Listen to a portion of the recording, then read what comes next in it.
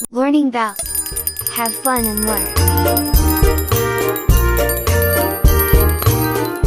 सालों पहले एक जंगल में गोलू नाम की बूढ़ी बकरी रहती थी, जिसके 7 बच्चे थे।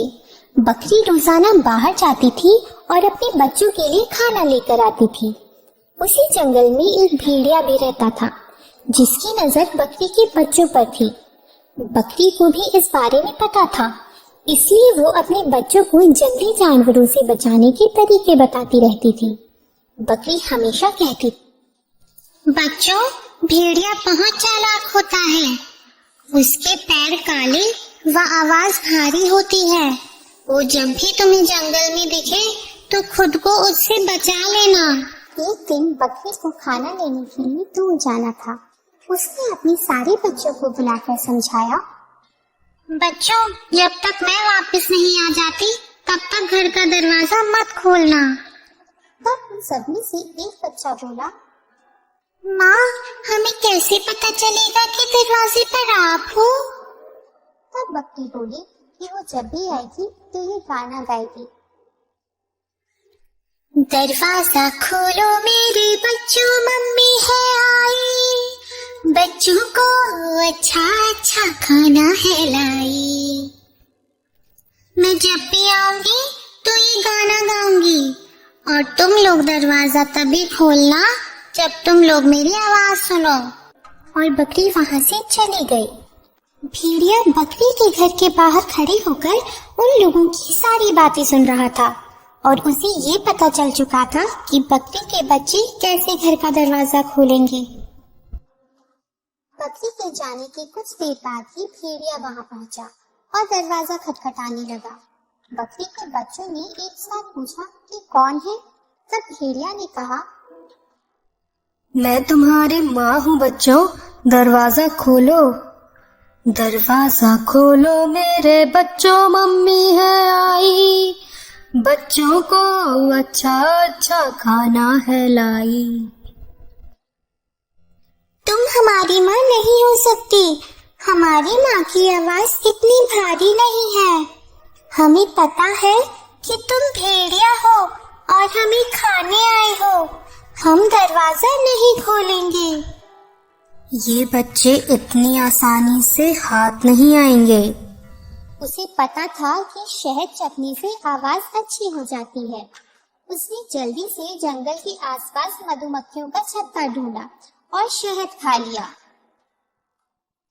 और फिर बकरी के घर पहुंचा और बोला, दरवाजा खोलो मेरे बच्चों, मम्मी है आई।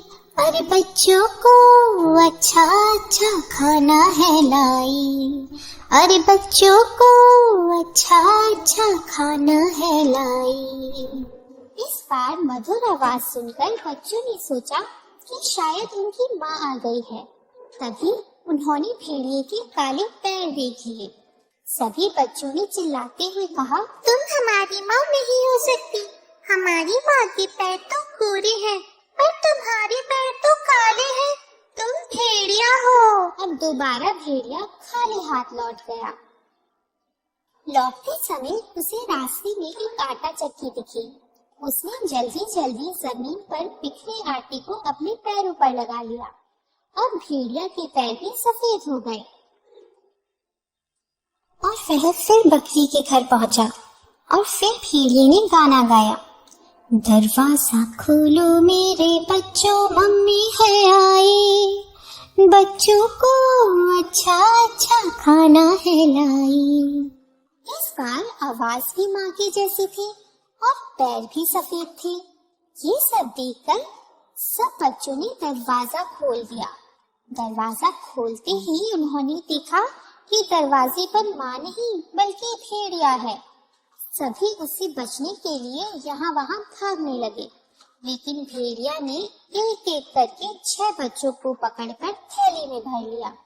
जल्दबाजी में भेड़िया भूल गया कि बकरी के 7 बच्चे थे। अब बकरी के बच्चों से भरा थैला लेकर भेड़िया अपनी गुफा की ओर जाने लगा। कुछ देर बाद बूढ़ी बकरी अपने घर पहुंची और घर पर बच्चों को न देखकर डर गई। तभी उसका घर में छुपा हुआ एक बच्चा निकला और पूरी बात बताई। सारी बात सुनकर बकरी को गुस्सा आया और वो भेड़िया को सबक सिखाने के लिए उसकी गुफा की ओर चल पड़ी। उधर बच्चों को उठाकर ले जा रहा भेड़िया चलते चलते थककर रास्ते में एक पेड़ के नीचे आराम करने के लिए बैठ गया। अभी मैं थोड़ी देर आराम कर लेता हूँ, फिर मैं तुम सबको घर ले जाके खाऊंगा।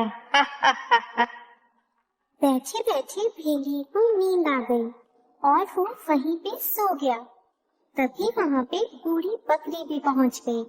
उसने भेड़िया को सोते हुए देखा और चुपके से अपने बच्चों से भरा थैला खोलकर सभी बच्चों को बाहर निकाल लिया।